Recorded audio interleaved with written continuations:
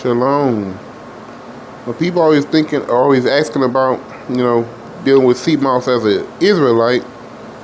And according to the scriptures, sea moss is unclean for commandment keepers. So we're going to just look at a couple of scriptures.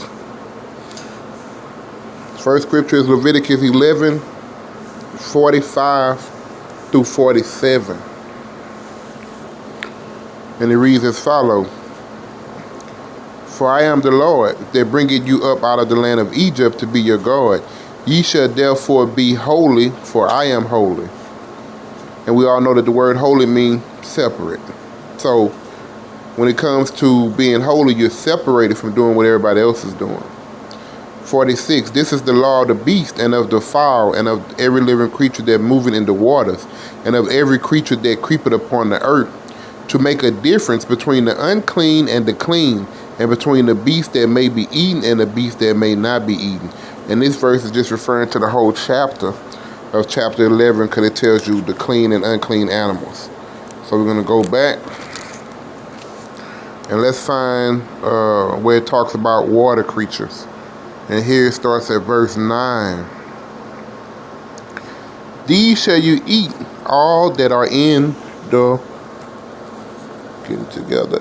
waters, whatsoever had fins and scales in the waters, in the seas and in the rivers, them shall ye eat. And look at verse 10.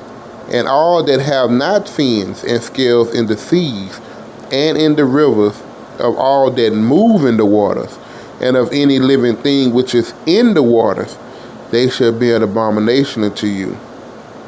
They shall be even an abomination unto you. You shall not eat of their flesh, but ye shall have their carcass in abomination.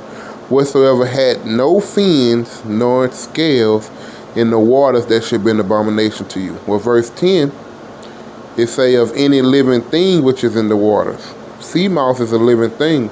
It's an algae. It's an actual living organism. A lot of people talk about how it's so nutritious and the nutrients and the value of it, and it is, but it's still not something that we're supposed to eat as Israelites. It's like a super nutrient for fish. And just think about it, say all the things in the waters. If you go back to the first creation, the account of creation, let's go to Genesis chapter 1.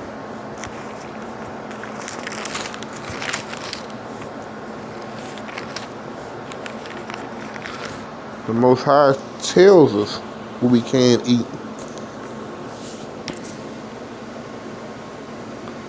Verse 29, the giving of food.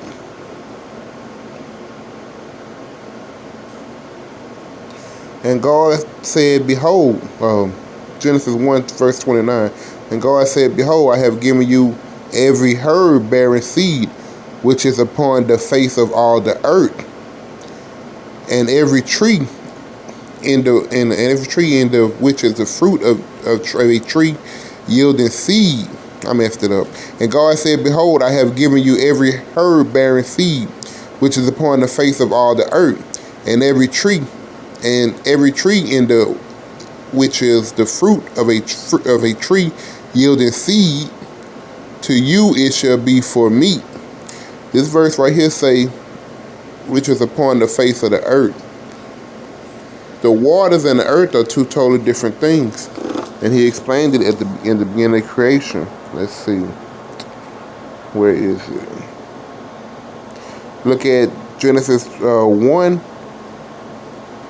verse 10. Or we'll start at verse 9. Third day. And God said, let the waters under the heaven be gathered together into one place, and let the dry land appear. And it was so. Verse 10. And God called the dry land earth, and the gathering together of the waters he called the seas. And God said it was good. So in verse 29, he say, bearing seed which is upon the face of the earth, and every tree in the which is the fruit of a tree yielding seed, to you shall it be for meat, for food. So the seas is not the earth, The earth is considered the dry land. So sea moss is unclean because it's come from the water and it doesn't have scales or fins. So I hope everybody was educated. It's very simple. And I thank y'all for watching this video, and all praise to the Most High for this knowledge and understanding. Shalom.